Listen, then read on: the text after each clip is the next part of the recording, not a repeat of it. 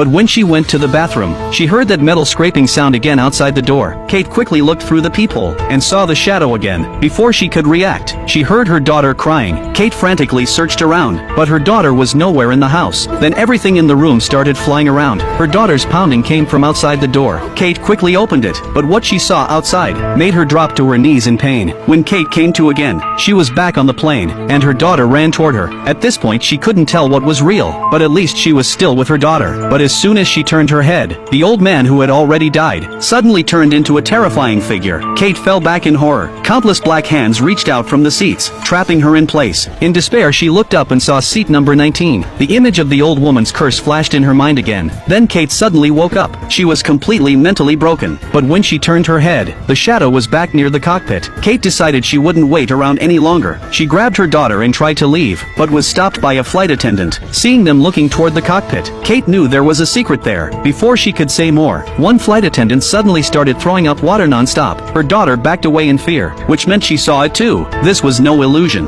Then the flight attendant's eyes turned white, and she collapsed. Kate ran away in panic. When she passed the artist, she saw him trying to avoid her, still frantically sketching. Kate grabbed his sketchbook, and saw that he had drawn everything that happened. He seemed to know the future, until Kate saw the end of the hallway he had drawn. She finally realized that was the exit from this nightmare. But just then, the artist in front of her burst into flames and vanished. Kate ran for her life. Lucas chased after her, but blood was streaming from his eyes. Kate forced herself to stay calm, used all her strength to break open the door, but behind the door was just another plane cabin. She opened one door after another, but behind each one was still more cabin. She seemed trapped in a loop she couldn't escape. She kept telling herself it was just a dream, but when she turned around, her daughter was gone. She called out her name, only to find her daughter sitting in the last row. Suddenly the black shadow slowly walked toward her daughter. Without thinking, Kate rushed forward. The shadow turned into a black mist and charged at her. Time seemed to slow down in that moment. The shadow morphed into Kate's face when she was 7, and right then, her childhood memory came flooding back.